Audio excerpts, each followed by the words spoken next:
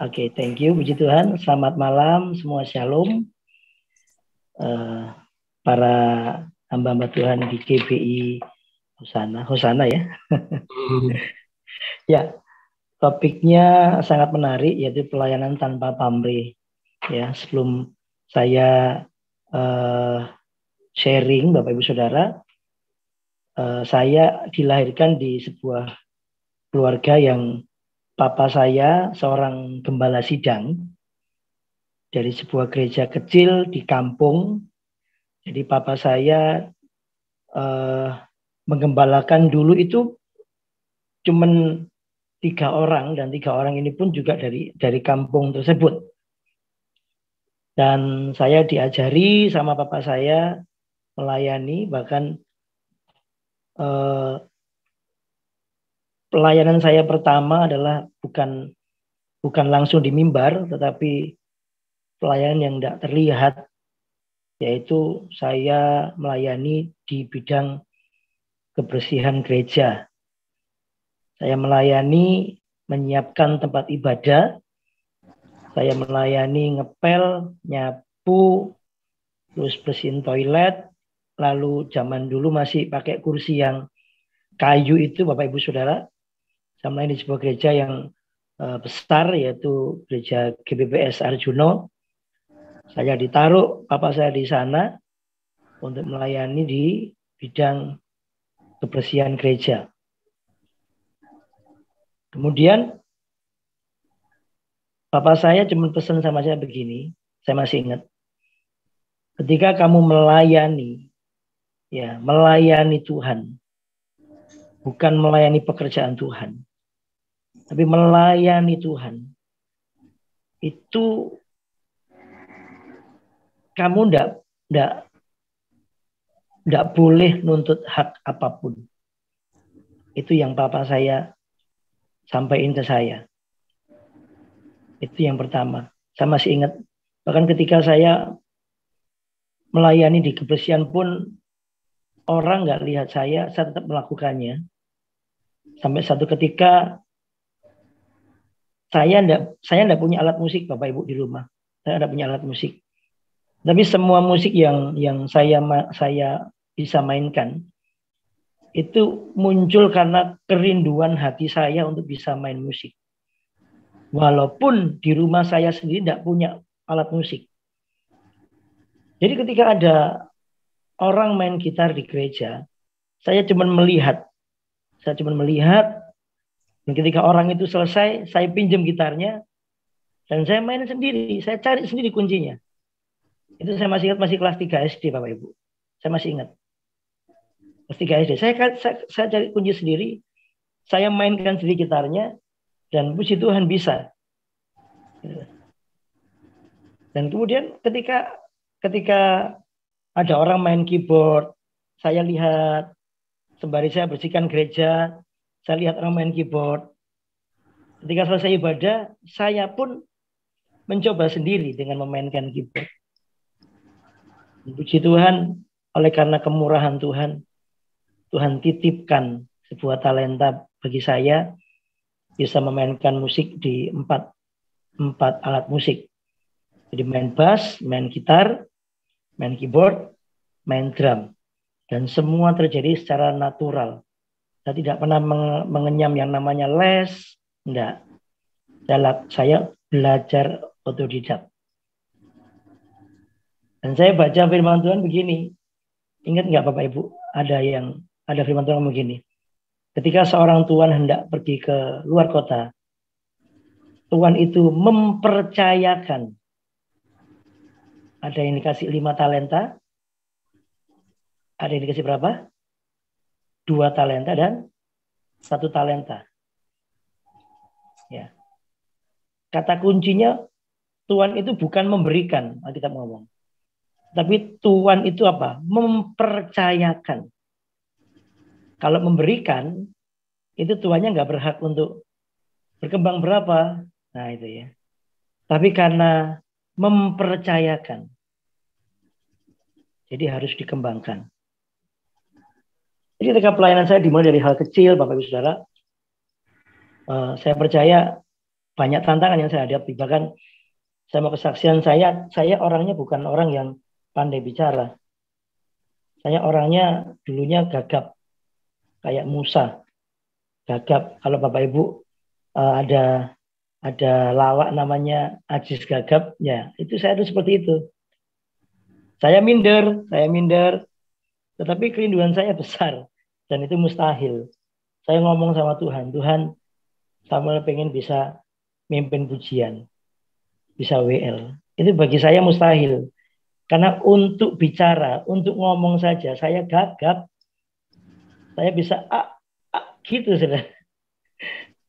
Dan itu sampai saya itu menginjak sampai di kelas SMA. Saya gagap.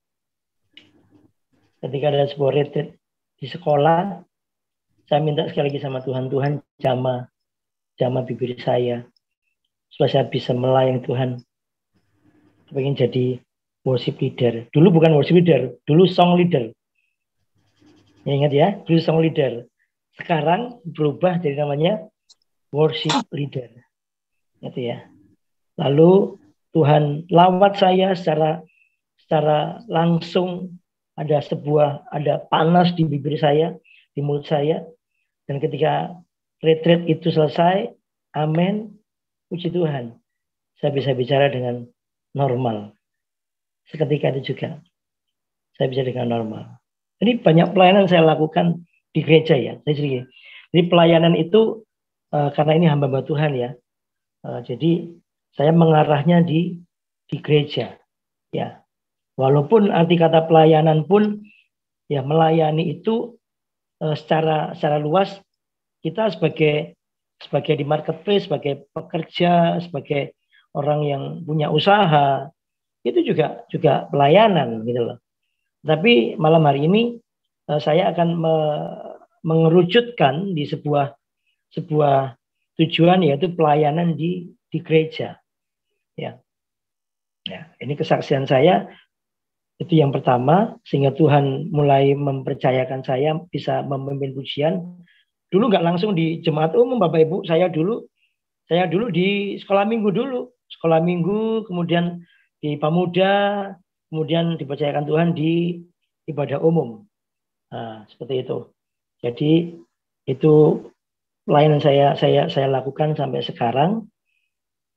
Dan topiknya menarik, pelayanan tanpa pamrih.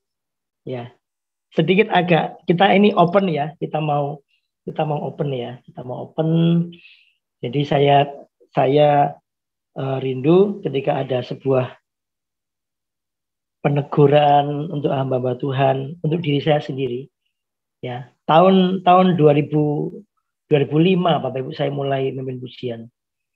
2005 memimpin pujian, ya memimpin pujiannya gak karu-karuan, tetapi saya orangnya nggak pernah puas, terus belajar. Jadi ada WL bagus, saya lihat itu, kemudian yang baik saya tiru, yang kurang baik enggak, seperti itu. Mengupgrade terus. Kemudian kalau pertama awal-awal pelayanan Bapak Ibu, itu motivasinya sangat murni. Karena baru pelayanan ya, sangat murni, sangat jujur, sangat tulus, ya kan.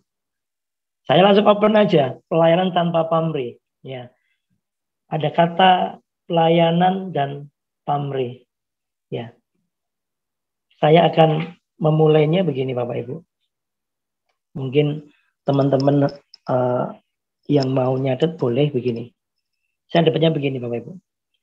Setiap hal atau pelayanan yang kita lakukan untuk Tuhan. Sekali lagi ya, setiap hal, baik itu kita bekerja, kita jadi papa, kita jadi mama, kita jadi bapak gembala, semuanya, setiap hal, atau pelayanan, entah itu pemusik, WL, singer, kemudian doa, terima tamu, kolektan, yang terlibat di gereja, yang kita lakukan untuk Tuhan.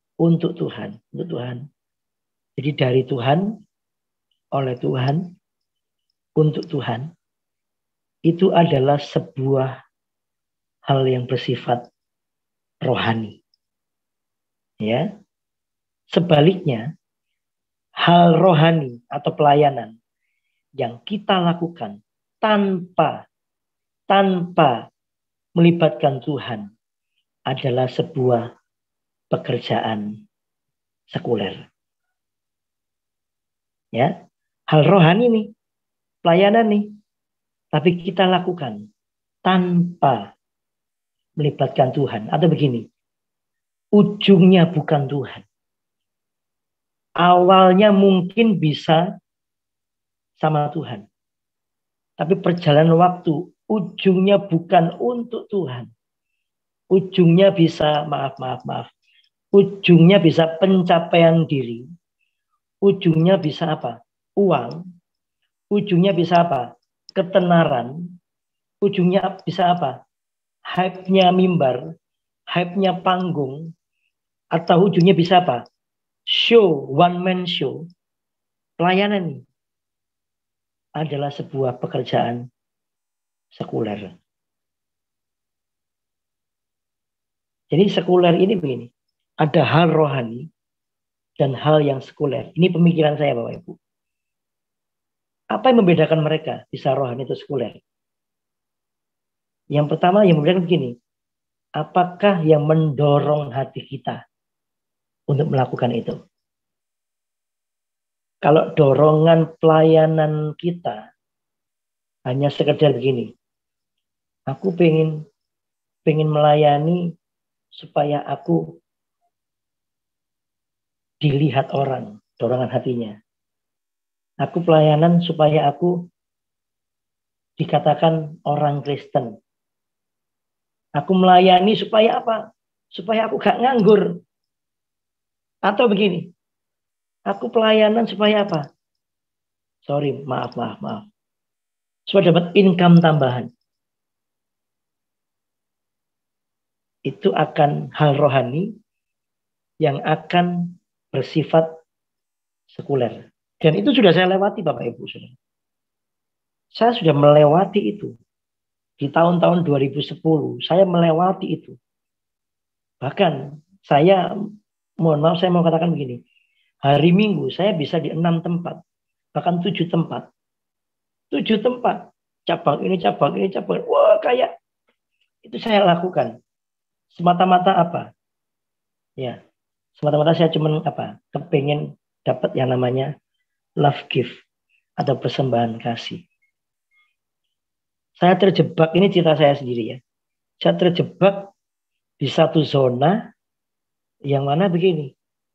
Pelayanan ternyata bisa jadi jadi pekerjaan. Pelayanan ternyata menjanjikan hidup yang lebih baik. Income yang lebih besar. Nah, saya mulai terjebak pelayanan dengan pamrih. Itu yang pertama. Yang kedua, saya ngalamin begini. Ketika selesai pelayanan, banyak orang yang ngomong, Pak, suaranya bagus, pimpin pujiannya bagus. Sorry itu sih saya ngomong begini. Bahkan di Surabaya, saya dijuluki begini. WL penguras air mata. Gitu, saudara. Karena apa? Ketika nyanyi gitu ya. Oh, air matanya jemaat sudah pada nangis semua. Saya bangga. Saya proud. Saya merasa, ini luar biasa. Saya memimpin pujian di sekali ibadah di gereja di Surabaya Timur itu sekali datang sekitar 600 sampai 1000 orang. Oh, dilawat Tuhan. Bapak Ibu kalau lihat YouTube saya, itu ada Bapak Ibu. Waduh, luar biasa. Sampai satu ketika Tuhan pukul saya. Saya masih ingat. 2012.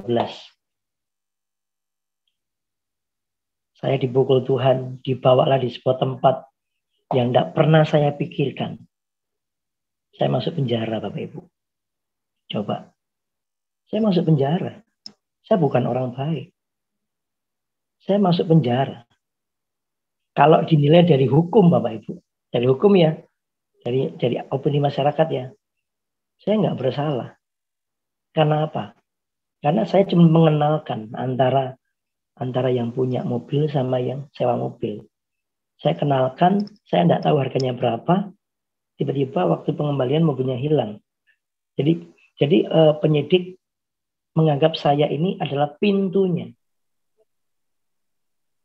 Ya. Saya masih ingat waktu saya masih ingat. Saya pulang dari pelayanan ngajar anak-anak yatim piatu musik. Karena saya punya kerinduan begini, anak panti asuhan, kamu bukan anak buangan di sini. Kamu harus punya keahlian di sini. Jangan ketika kamu udah gede, kamu cuman menggantungkan hidupmu sama pemberian orang lain. Jadi saya memberi diri saya untuk mereka, saya ngajarin mereka dengan free, dengan gratis, main musik. Saya pulang ngajar, saya dipanggil kepolisian, saya dimasukkan penjara. Dari situ Bapak Ibu, di penjara itu yang namanya ayat ini hilang semua. Lagu rohani hilang semua. Adanya apa? Amarah dan kebencian. Adanya apa? Nanti ya keluar penjara ya. Itu yang masukkan saya penjara. Ya, masukkan saya di penjara. Tak sakiti. Tapi kembali lagi, di dalam penjara saya ngalamin Tuhan. Saya ngalami Tuhan, saya ngomong sama istri begini. Kasih saya Alkitab. Jadi 40 hari saya di penjara. 40 hari saya di penjara. Dan di dalam penjara Tuhan merubah mindset saya tentang yang namanya pelayanan. Tentang yang namanya memujian. Rubah mindset saya. Dan saya minta satu tanda sama Tuhan begini Bapak Ibu. Ketika dalam penjara. Tuhan, kalau Tuhan masih pakai Samuel untuk melayani dalam bidang praise and worship. Tuhan kirim satu orang yang saya tidak kenal. Hamba Tuhan yang tidak saya kenal. Tuhan kirim satu orang yang tidak punya hubungan sama saya. Dan saya kaget Bapak Ibu. Besoknya saya ini dijenguk oleh seorang hamba Tuhan yang tidak saya kenal. Beliau dari Malang mau ke Australia. Dia samperin dulu karena dia bicara begini. Tuhan bicara suruh ke Surabaya cari namanya Samuel. Seorang pemuji. Itu Tuhan bicara sama hamba Tuhan itu. Ketika saya bertemu dengan beliau, saya didoakan, saya dapat semangat lagi dan saya terus melayani Tuhan. Sampai sekarang. Ya. Saya bersyukur ketika hal rohani itu saya lakukan. Dulunya tanpa melibatkan Tuhan. Ternyata dari sebuah pekerjaan sekuler. Jadi pelayanan itu tetap hari Minggu di sini. Jadi nominalnya juga saya tahu. Berapa yang saya terima. Dan itu ternyata jahat di mata Tuhan. Boleh live chat ya. Jahat di mata Tuhan. Pelayanan dengan pamrih itu ternyata apa? Jahat di mata Tuhan. Sebentar Bapak Ibu ya, sebentar ya Bu ya.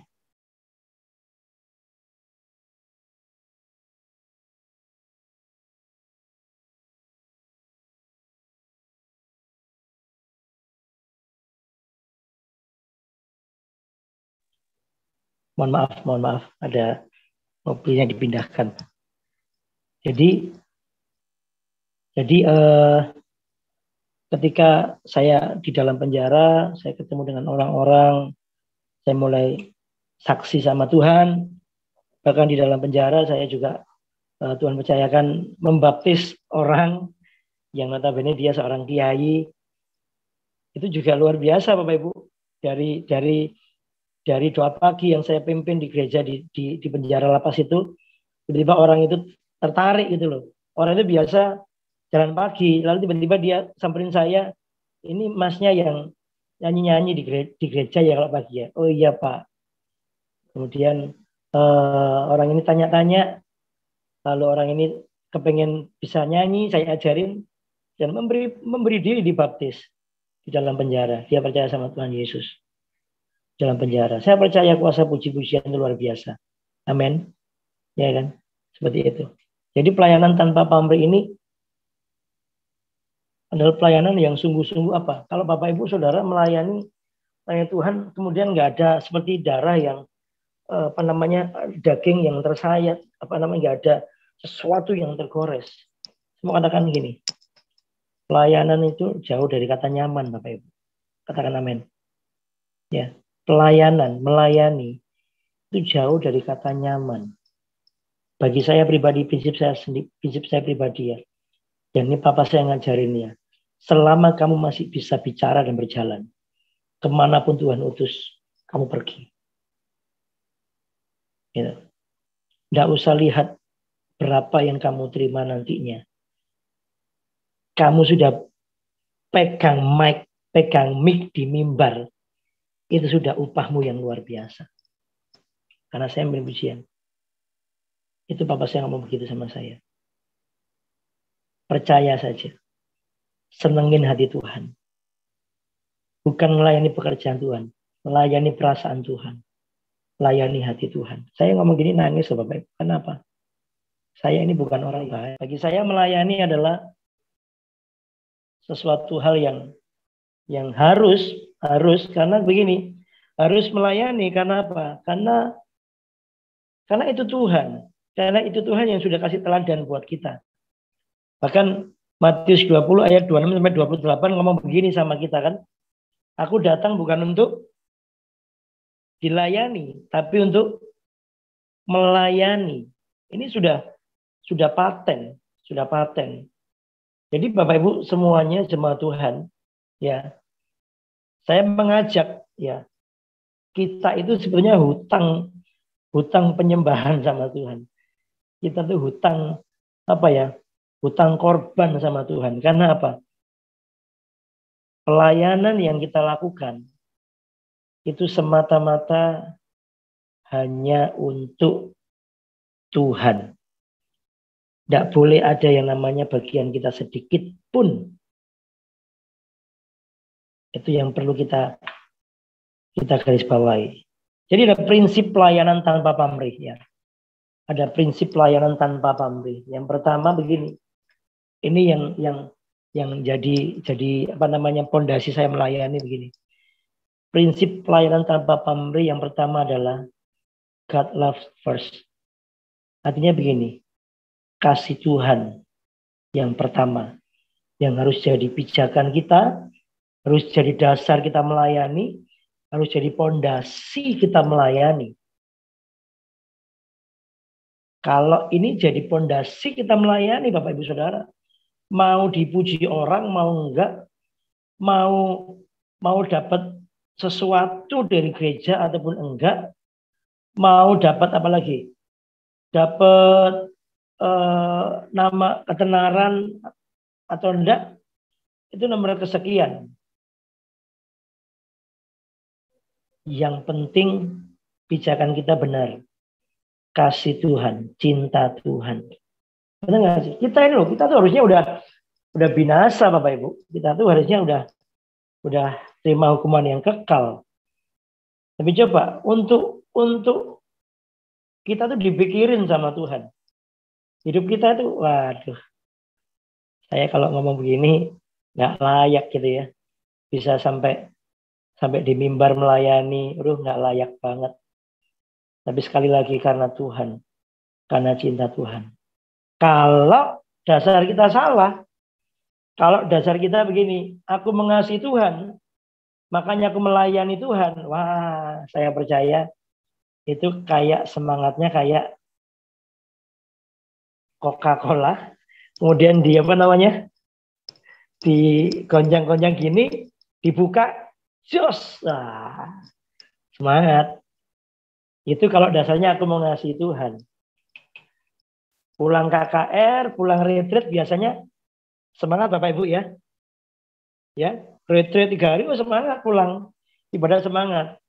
Tapi kalau api itu nggak dipelihara, 2 minggu, 3 minggu, 4 minggu, sebulan, 2 bulan, udah redup lagi.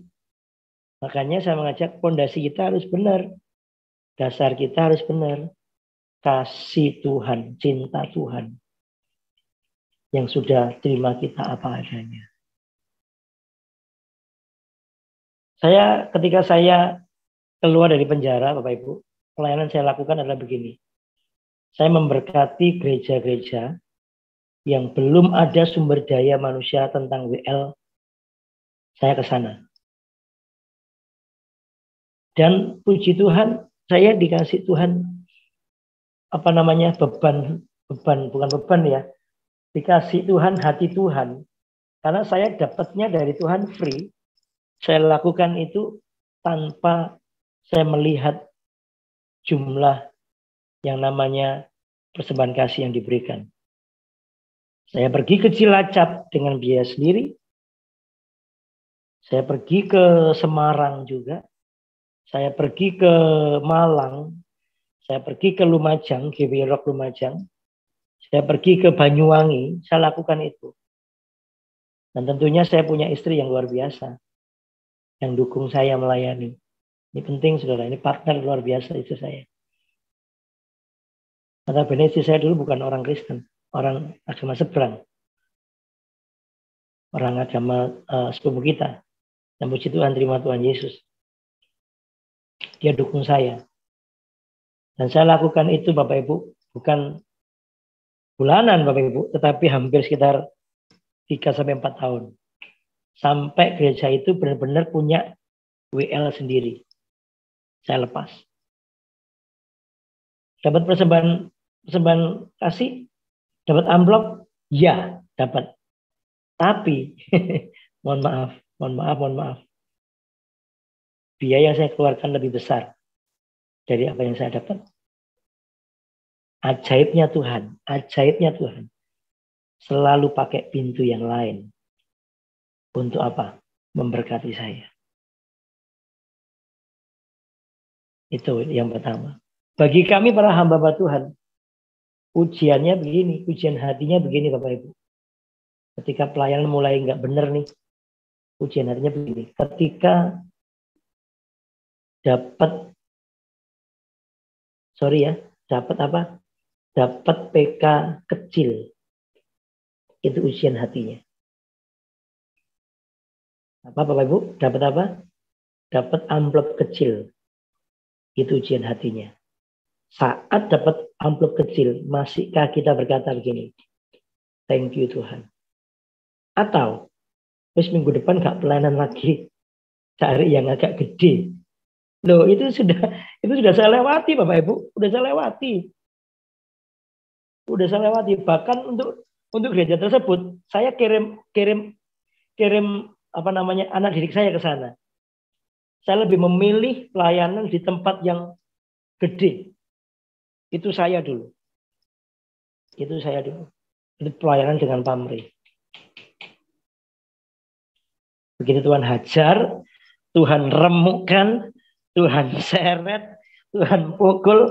Sorry kalau bahasa Jawanya, Tuhan jejek, Tuhan tendang, udah give up. Ya, give up. Mau kemana Tuhan utus, saya siap. Bahkan untuk GSIS Jakarta pun ya, saya ngomong sama Bapak Gembala, saya enggak pernah minta yang namanya naik pesawat, enggak. Saya cuma ngomong begini Dok, sama Pak Gembala saya. Siap. Itu kata-kata yang ketika Pak Gembala bilang, Pak Sen ke Jakarta. Ya, siap. Nggak tahu mau naik apa, saya enggak ngurusin. Yang penting saya sampai di Jakarta. Itu prinsip saya. Puji Tuhan, Bapak Ibu Saudara, sampai sekarang Tuhan masih saya masih melayani Tuhan. Seperti itu. Jadi prinsip pelayanan tanpa pamrih adalah biar yang jadi pijakannya, dasarnya adalah kasih Tuhan yang nggak pernah habis buat kita. Setiap pagi saya doa pagi jam 5 pagi. Saya nggak kepengen absen untuk doa pagi. Bahkan sebelum saya melayani di doa pagi Bapak Ibu, saya sudah melakukan itu awal-awal COVID-19. Saya IG live di rumah jam 4 pagi setiap hari. Karena saya rindu, saya melihat begini. COVID ini ada banyak orang yang tidak bisa ke gereja. Ya kan? Di rumah. Mereka di rumah terus. Saya punya inisiatif. Ada yang doa pagi jam 4 pagi. Walaupun nggak ada yang lihat pertama dengan istri dan anak-anak. Nggak ada yang lihat. Awal-awal, puji Tuhan, mulai ada yang lihat, melihat seperti itu. Dan bagi saya, pelayanan yang sejati adalah saat kita melakukannya tanpa menuntut hak. Pelayanan tanpa pamrih adalah pelayanan yang saat kita melakukannya, mata kita hanya melihat Tuhan. Saya bisa ngerasain gini, Tuhan tersenyum nggak ya dengan apa yang saya lakukan? Itu yang saya tanyakan ke Tuhan ketika saya selesai pelayanan. Tuhan senang nggak ya dengan apa yang saya lakukan? Tuhan senyum nggak ya dengan saya apa yang lakukan? Jangan-jangan saya merasa, jangan-jangan seolah-olah saya sibuk melayani. Tuhan tersenyum nggak ya dengan apa yang saya lakukan? Itu yang jadi orang Jawa bilang begini ya, kreteke ati, apa ya namanya ya? Kreteke ati itu apa ya? Itu yang jadi apa ya? Kreteke ati. Nah, itu. Nah, itu. Tapi kalau Tuhan nggak berkenan, seolah-olah dilihat sibuk melayani. Yang saya lakukan cuman diem, minta ampun sama Tuhan. Saya salah Tuhan. Saya keliru, saya mulai melenceng. Ajari Tuhan. Kembalikan lagi Tuhan.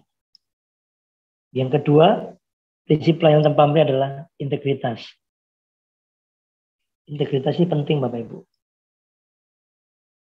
Bagi teman-teman yang melayani di bidang apapun dan juga bekerja pun juga pelayanan. Ketika apa? Ketika kita lakukan seperti untuk Tuhan, itu juga bekerja. Tapi kalau kita bekerja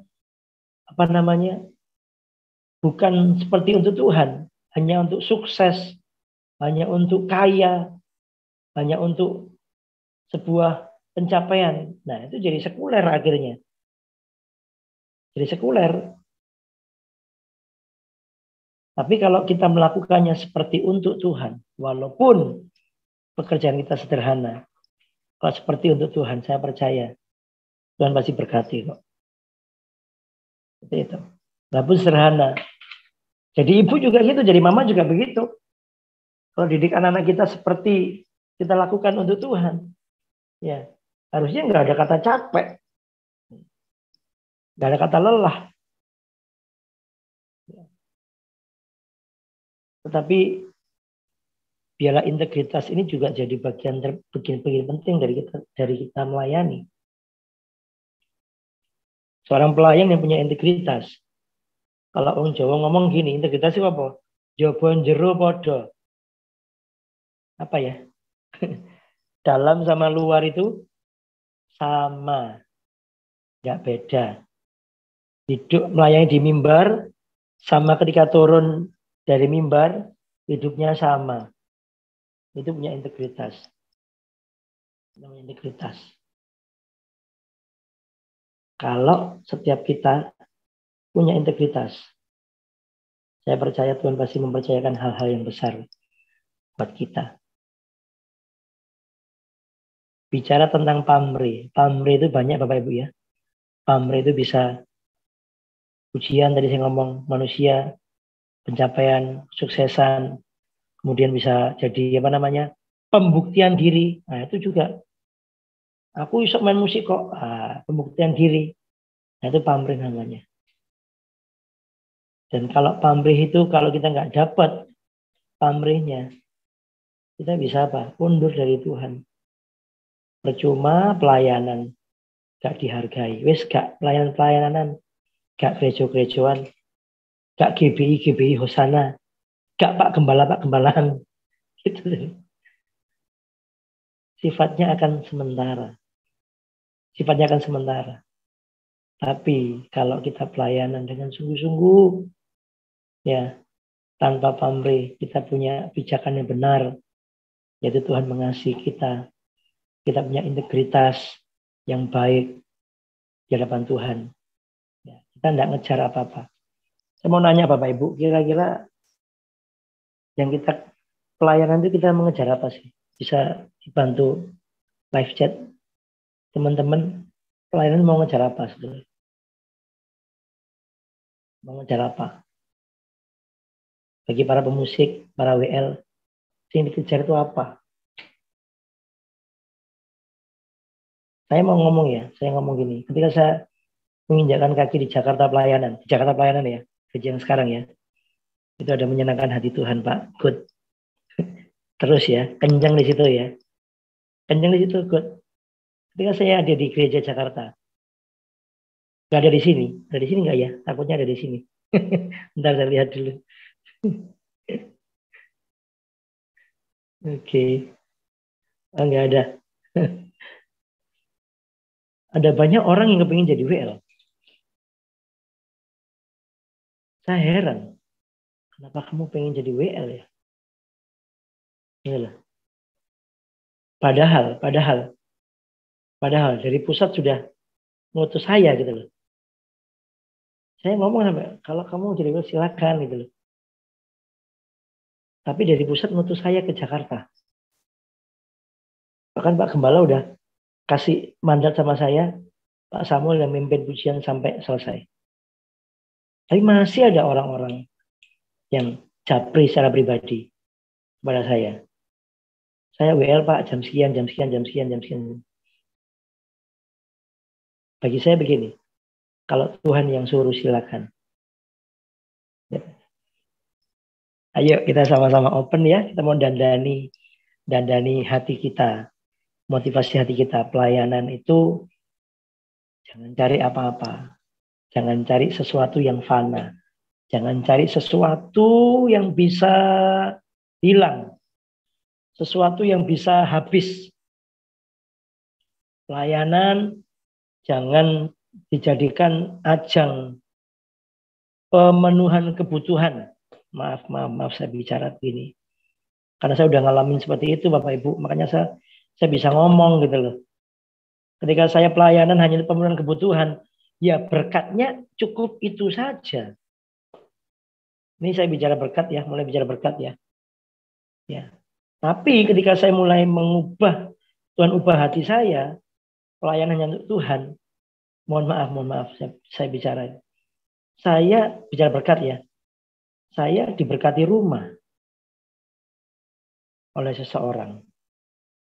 Bahkan saya bisa renovasi rumah tanpa saya keluar biaya, dibayari orang. Kalau saya dulu ngejarnya PK, mbok sampai saya WL sampai umur seket ya guys, itu kok oma Bapak Ibu. Benar nggak? Iya kan? Ya, begitu hati saya diubahkan oleh Tuhan, ya Tuhan kasih berkat. Tuhan kasih berkat. Bahkan mobil di masa pandemi, mobil ditarik leasing, saya kasihkan. Nggak apa-apa. Tapi Tuhan ganti mobil lagi. Coba.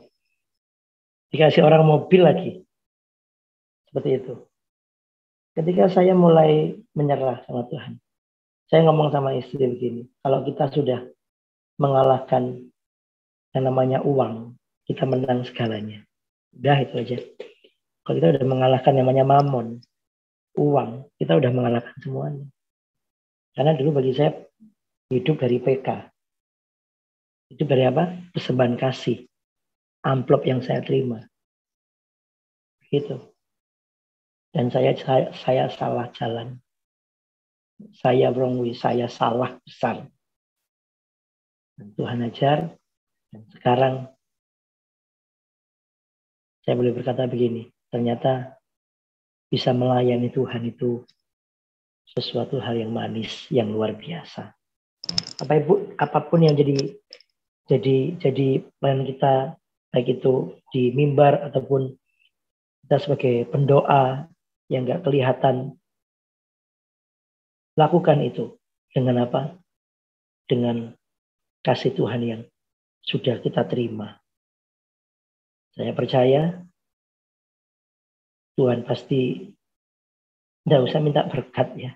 Saya kalau doa sama Tuhan sungkan minta berkat, saudara. Sampai segitunya. Saya sungkan kalau doa minta berkat sama Tuhan. Karena apa? Udah terlalu banyak berkat Tuhan. Saya orangnya santai sama istri. Saya tidak pernah minta mujizat. Enggak, sudah enggak tahu saya kenapa ya. Tuhan minta mujizat enggak. Karena bagi saya cukuplah. Christ is enough for me. Itu cukup Bapak Ibu. Boleh Bapak Ibu doa minta sesuatu sama Tuhan, enggak apa-apa. Enggak apa-apa. Tapi malam ini kita belajar pelayanan tanpa pamrih. Kenapa? Karena Tuhan sudah kasih semuanya sama kita. Wes, tidak usah punya motivasi yang lain. Tidak usah kejar yang lain. Kejar apa? Kalimat terakhir begini. Biarlah Tuhan tersenyum dengan apa yang kita lakukan. Amin. Biar apa? Biar Tuhan tersenyum dengan apa yang kita lakukan. Dan ketika kelak nanti kita pulang, satu kata yang nanti saya ngomong. Sabaslah hai hambaku yang baik dan setia. Masuklah ke dalam kesukaan Tuhanmu. Ayo, saya mengencourage semua hamba-hamba Tuhan di sini. Saya bukan terlalu pandai, bukan terlalu pinter. Enggak. Sama-sama belajar. Sama-sama belajar melayani hatinya Tuhan. Saya percaya dari gereja GBI Hosana, ketika ada hati yang mau melayani Tuhan, mau dikasih PK maupun enggak, mau diperhatikan sama gereja atau enggak. Saya ngomong sama istri, saya hidup bukan dari gereja, saya hidup dari Tuhan. Saya hidup dari Tuhan. Saya hidup dari Tuhan. Tetap kita lakukan. Tetap kita lakukan. Ada pasang surut itu mesti ada. Ada titik jenuh mesti ada. Tetapi ketika kita saat titik jenuh, kita kembali sama Tuhan. Kita kembali sama Tuhan. Itu yang bisa saya sampaikan untuk malam hari ini. Kalau pengalaman pelayanan, Julius udah banyak keluar pulau juga pernah.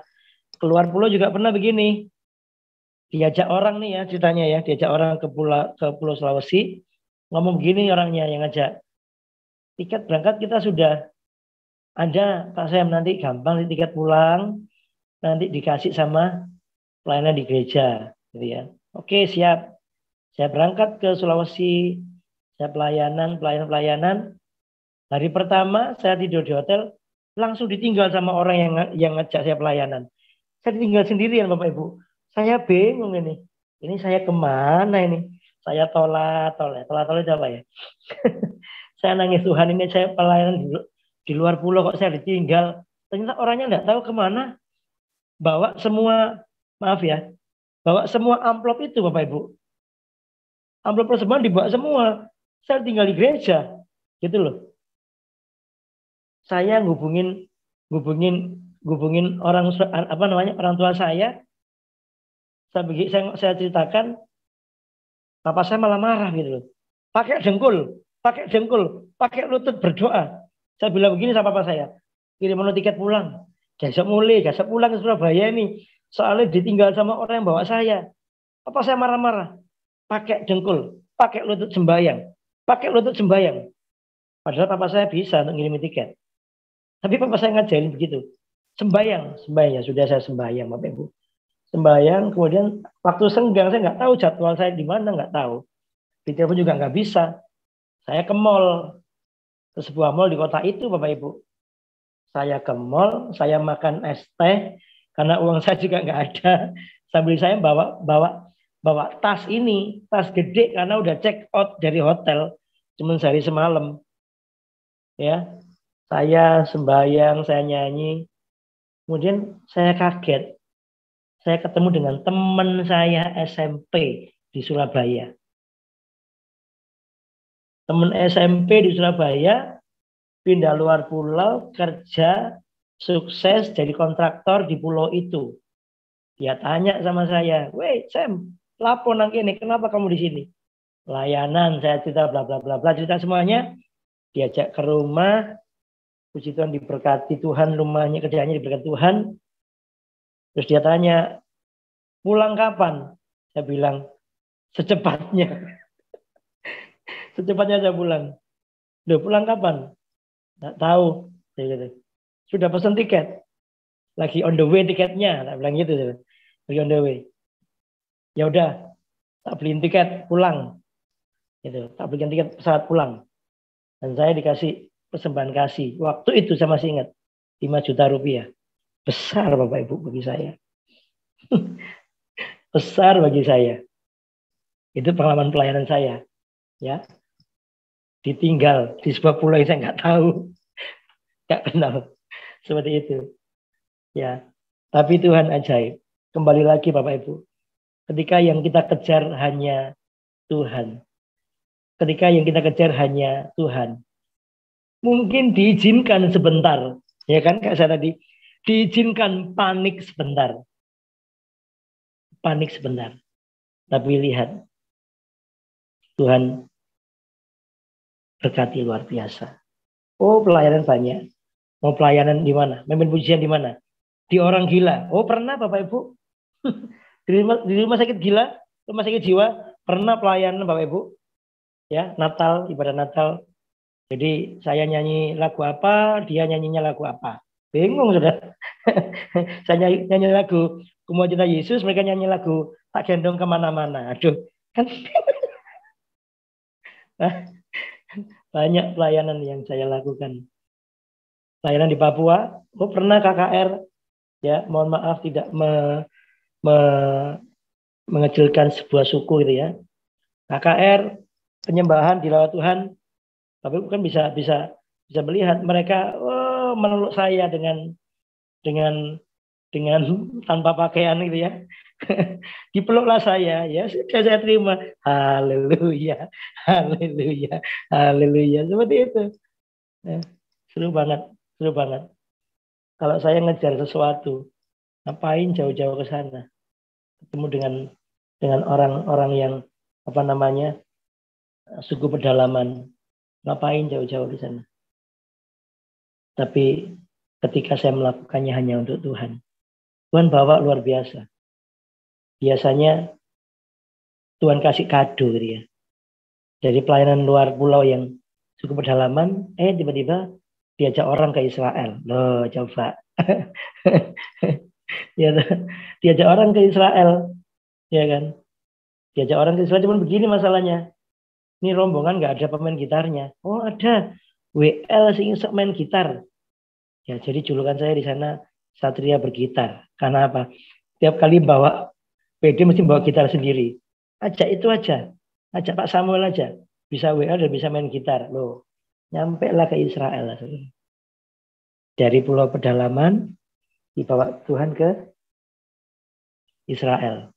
Oh, di Israel juga memimpin pujian di bangsa-bangsa. Karena apa? Habis memimpin pujian di grup Indonesia, tiba-tiba orang-orang Afrika, come here, can you memimpin worship leader? Yes, I can. Oh, padahal bahasa Inggrisnya kacau sebenarnya. Yes, I can. Memimpin pujian di bangsa-bangsa, ya kan? Orang Amerika ikut, orang Meksiko ikut ibadah, orang Nigeria, orang Afrika ikut ibadah. Oh, ikut ibadah. Jadi dikenapi lah nyanyian bangsa-bangsa. Seperti itu. Ya, ketika kita melakukannya tanpa pamrih, Tuhan selalu kasih reward kok Bapak Ibu. Ya, jangan kecil hati, nggak dipandang nggak apa-apa. Upahnya sama. Orang yang berkhotbah dengan seorang papa yang mengganti popok anaknya, upahnya sama. Upahnya sama. Orang yang berkhotbah di mimbar, yang altar call dengan pendoa syafaat yang berdoa ketika ibadah berlangsung, upahnya sama. Upahnya sama.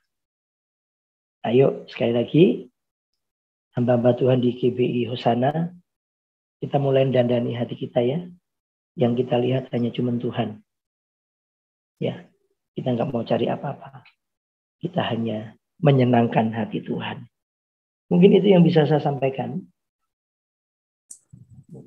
Terima kasih Pak Samuel buat sharing firman Tuhannya, value-value firman Tuhan yang kita udah dengar pada malam hari ini. Saya diberkati loh Pak. Terima kasih ya. Mungkin dari Bapak Ibu ada yang mau tanya atau share kepada Pak Sam dan kepada kita begitu tentang pelayanan. Jadi kita bisa lebih diperbarui gitu ya. Apa arti pelayanan begitu, atau ada pertanyaan apa begitu, mungkin bisa langsung diajukan ke Pak Samuel. Silakan Bapak Ibu.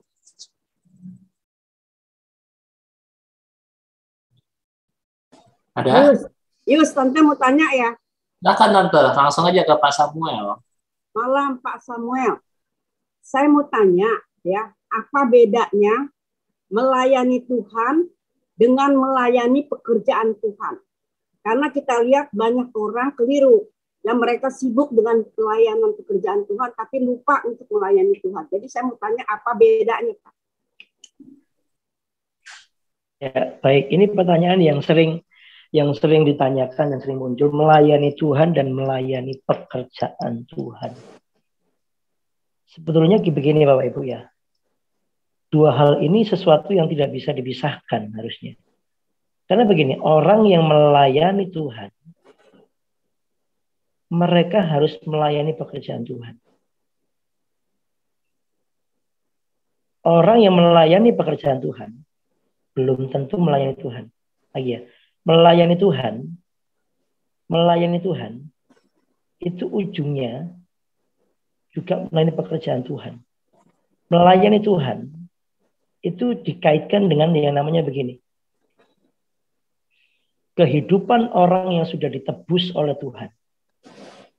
Cara hidupnya menjadi bagian doa, baca firman, dan menyembah. Itu tiga hal yang termasuk di dalam melayani Tuhan. Dan orang-orang yang punya kehidupan melayani Tuhan, mereka itu akan punya punya sebuah semangat untuk melayani pekerjaan Tuhan, diambil bagian yang namanya pekerjaan Tuhan seperti di gereja.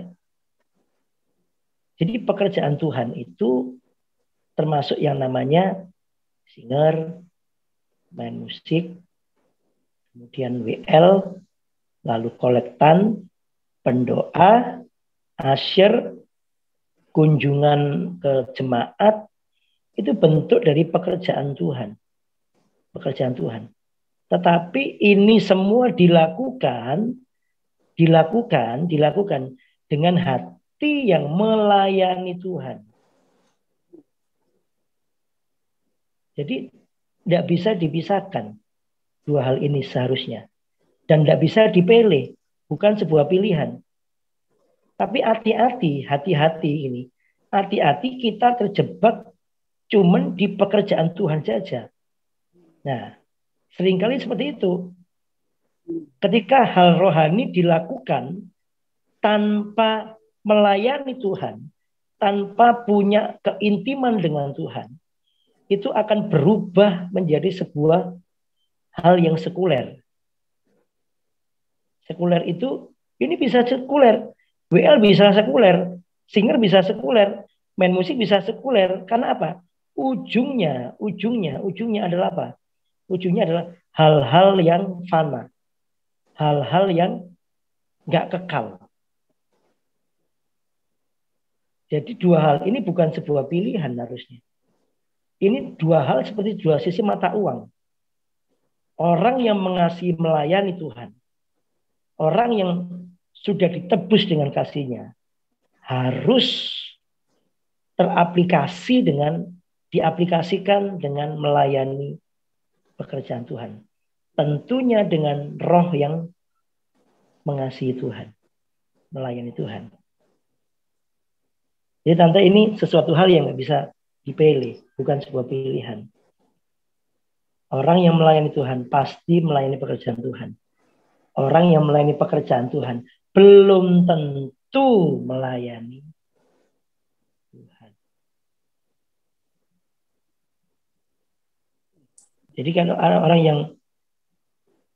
ada orang yang bilang, aku melayani pekerjaan Tuhan, kenapa bisa mundur ya? Kenapa bisa murtad ya? Kenapa bisa nggak pelayanan lagi ya? Ya, karena apa? Karena dia nggak masuk di fase namanya melayani Tuhan lebih dulu. Fase melayani Tuhan. Makanya saya ngomong sama saya kalau menyeleksi WL baru, satu pertanyaan yang saya lakukan begini, kamu bangun jam berapa? Itu yang saya lakukan. Ketika dia ngomong, bangun jam 8 Kak. Kamu tanya Tuhan dulu deh, kamu melayani. Kamu siap nggak melayani pekerjaan Tuhan? Karena bagi saya, bangun pagi itu sudah, dan doa pagi sudah harga mati bagi saya pribadi. Tapi tidak tahu kebijakan gereja masing-masing. Tapi saya itu yang saya lakukan. Jadi melayani Tuhan, melayani pekerjaan Tuhan, itu seperti mata uang, nggak bisa dipisahkan. Itu jawaban saya, Tante. Semoga bisa memberikan pencerahan. Jadi orang yang melayani Tuhan itu tidak akan pernah bosan melakukan pekerjaan Tuhan. Malah semakin hari semakin antusias, semakin hari semakin kepingin terus. Kapan ya? Kepingin terus.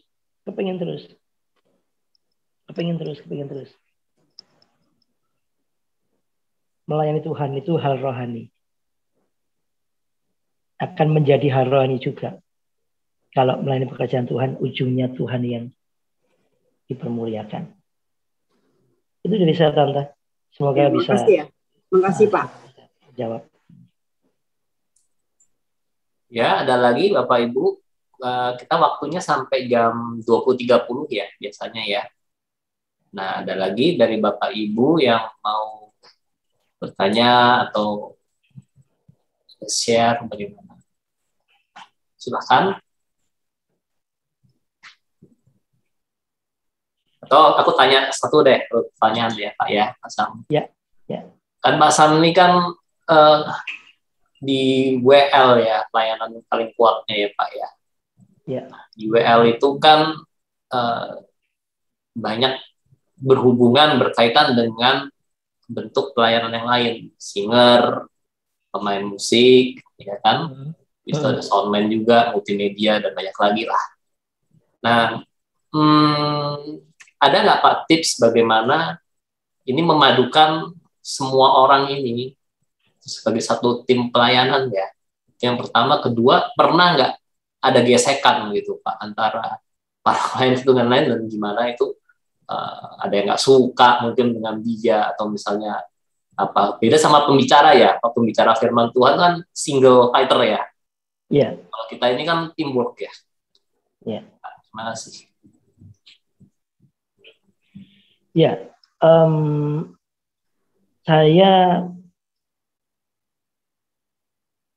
saya melayani di banyak gereja dulunya sebelum saya di gereja sekarang. Banyak ketemu dengan model pemain musik, singer, banyak orang. Dan kalau untuk memadukan kalau ketemu pemain musik yang baru ketemu gitu ya, baru saya pelayani di gereja itu, yang saya lakukan adalah begini. Saya harus punya waktu latihan dengan mereka. Latihan musik. Ini bicara teknikal ya. Latihan musik. Bersama-sama. Itu pertama. Yang kedua, dari saya pribadi, saya harus menyerahkan puji-pujian dulu ke mereka sebelum latihan musik. Menyerahkan lagunya. Supaya apa? Supaya mereka bisa paling tidak mendengar di rumah. Sehingga ketika latihan musik tidak waste time. Tidak masih cari kunci lagunya apa ya. oh lagunya kok ini ya, enggak. Tapi sebelumnya sudah menyerahkan lagunya ke ketua musik. Ini kita bisa teknik ya. Kemudian ketiga, saya akan ke spiritnya mereka adalah sebelum latihan saya ngajak mereka nyembah. Sebelum latihan musik, saya ngajak mereka nyembah bareng. Gak lama 15-20 menit. Karena saya kepingin apa? Saya kepingin tahu spirit mereka seperti apa. Roh mereka seperti apa. Dan ketika itu dilakukan setiap latihan, tiba-tiba chemistry itu terbentuk dengan sendirinya. Memadukan. Mereka jago-jago. Tapi ketika di mimbar, ketika ibadah, pucuk pimpinan ada di WL. Jadi pemain musik nggak bisa ngatur WL. Kalau ibadah. Jadi pemain keyboard ngomong, gak enak, ojo nyanyi lagu iki. Ganti lagu, enggak boleh. Enggak boleh. Kalau WL boleh. Itu. Jadi tetap intinya begini, memadukan mereka adalah begini. Sering-sering kumpul sama mereka, sering-sering ngobrol sama mereka, sering-sering doa bareng sama mereka. Saya bangun harmonisasi ke teman-teman di GSS. Kita seringnya makan bareng, ngobrol, ngopi, santai. Itu kita bikin grup apa gitu. Itu aja. Kita doa. Dan yang penting seminggu harus ada 1 hari untuk puasa. Itu saya. 1 hari untuk apa? Puasa. Mempersiapkan ibadah hari Minggu. Karena bagi saya begini. Hari Minggu atau ibadah itu gongnya. Gongnya hari Senin, Selasa, Rabu, Kamis, Jumat, Sabtu. Gong apa? Gong ibadah kita. Hari-hari kita. Senin, Selasa, Rabu, Kamis, Jumat, Sabtu. Ibadah pribadi kita. Jadi gongnya kita taruh di hari Minggu. Tentu kan para pelayan Tuhan, para hamba Tuhan pasti punya waktu pribadi dengan Tuhan. Apalagi WL. Oh WL. Semualah harus punya. WL harus punya namanya waktu dengan Tuhan, sendiri dengan Tuhan. Ya. Kalau teman-teman nggak punya waktu, kemudian mimpin pujian ngomong gini, mari kita masuk dalam hadirat Tuhan. Oh, itu omong kosong. Itu omong kosong. Itu cuma sorry saya ngomong makelar. Tapi coba kalau kesehariannya dia punya keintiman dengan Tuhan. Ngajak jemaat Tuhan nggak perlu mompa-mompa. Cuma ngomong, yuk kita masuk hadirat Tuhan. Udah, gitu. Karena apa? Karena kesehariannya, karena habitnya, karena tempatnya hadirat Tuhan. Makanya tidak mudah untuk mengajak umat Tuhan untuk nyembah Tuhan. Itu memadukannya seperti itu kok. Latihan musik, kemudian doa bareng, makan bareng, ngopi bareng, ngobrol bareng, seperti itu. Nggak harus formal, bisa santai aja seperti itu. Dan yang penting begini, mau rendah hati itu satu poin, itu poin penting. Punya rendah hati. Pemain musik harus punya rendah hati, WA juga harus punya rendah hati. Mau ditegur, mau dikoreksi, itu. Gesekan kok yang kedua, oh jangan tanya. Gesekan sangat banyak. Banyak banget. Ya. Banyak banget gesekan. Ya. Ada yang belum mau pelayanan ribut sama istri. Oh, saya pernah juga tuh. Mau naik mimbar, ribut sama istri. Gimana itu? Kan suasana hati kan terpengaruh itu. Nah, biasanya yang saya lakukan begini. Saya akan ngambil waktu datang lebih awal di gereja. Saya akan nyembah sendiri di gereja. Ketika orang-orang belum datang. Itu yang saya lakukan. Ketika mau mimpin pujian gitu ya, ribut sama anak. Itu. Itu. Gesekan antar pemusik, ya itu di rendah hati. Itu penting. Nggak ada yang merasa pintar, merasa lebih pinter. Enggak. Semuanya kalau udah pelayanan, melayani di mimbar, semuanya sama. Semua sama. Tapi tetap ketika ibadah WL yang mimpin. Mau dibawa kemana, itu WL. Nah, gesekan antar pemusik, saya ngomong sama mereka, kalau ada salah, jangan langsung lihat. Notnya ya, jangan langsung lihat. Nanti aja. Setelah itu, eye contact, sambil senyum. Nah, nggak kelihatan kalau salah. Nanti setelah itu evaluasi. Ya. Di GCS Bapak Ibu Saudara ya, setiap kali selesai ibadah, kami para WL singer musik selalu kumpul. Kami adakan evaluasi itu, ibadah itu. Dan di evaluasi itu Bapak Ibu semua ya, production, kemudian LCD, evaluasi itu begini. Bagi teman-teman yang salah waktu itu, nggak usah nunjuk, nggak usah nyuruh, kamu salah enggak? Inisiatif sendiri, ketika kita kumpul, dia maju ke depan, dia ngomong sorry. Maaf teman-teman semuanya, saya salah di ini. Jadi itu yang kami lakukan, evaluasi itu. Ketika CD-nya keluarnya tulisannya telat, kita kumpul, duduk bareng, nggak usah disuruh. Datang sendiri ke depan ngomong, sorry ya guys, sorry teman-teman saya salah, saya salah, mohon dimaafkan karena bla bla bla bla. Saya jembatani saya. Dimaafkan, jangan lupa ya, es teh gitu, sambil guyon gitu loh. Kemudian setelah itu musik naik, ada yang salah. Sorry tadi saya notnya salah. Jadi pengakuan. Saya latih mereka untuk apa? Mengakui kesalahannya dan minta maaf. Itu terbentuk akhirnya. Seperti itu. Jadi gesekan diselesaikan hari itu juga. Itu yang saya lakukan di tempat saya melayani. Mungkin bisa membantu. Terima kasih Pak Sam. Ya. Ada satu kesempatan lagi. Ada yang mau tanya Bapak Ibu sebelum kita tutup? Ayo.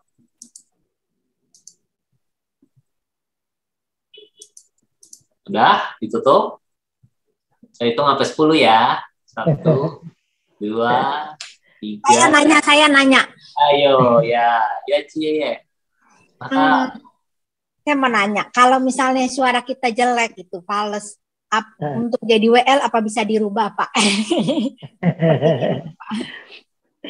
Kalau kita punya suara jelek, kalau jelek bisa didandani, bisa. Kalau fals itu ya C ya, fals itu nyanyi nadanya C, mainnya C, nyanyinya biasanya nadanya bass. Nah, ini kan fals ya. Bagi saya pribadi, ada juga sih seorang yang kepengen jadi singer kan bisa seleksi ya. Ketika saya kasih lagu ini, kamu ajar di rumah, kunci ini, ketika ketemu dengan saya nyanyinya fals. Saya ngomong sama dia terus terang gitu loh. Mohon maaf, saya belum bisa menempatkan kamu di singer. Karena modal utama untuk bisa jadi singer dan WL adalah suara. Benar nggak? Ya kan? Ya kan suara ya. Oke lah. Tuhan lihat hati. Iya. Tapi manusia lihat suara masalahnya.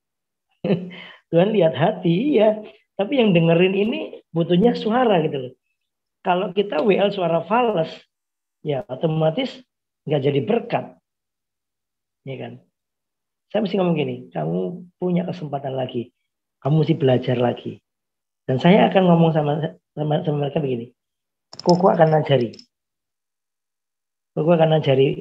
vokal sama kamu. Kalau kamu mau. Kalau kamu kesulitan cari guru vokal, Koko akan ajari vokal kamu.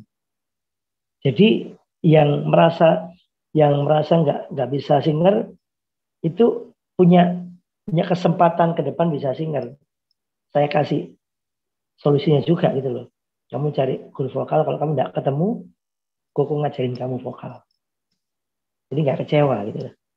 WL juga begitu. Ya, WL fales, bisa nyanyi.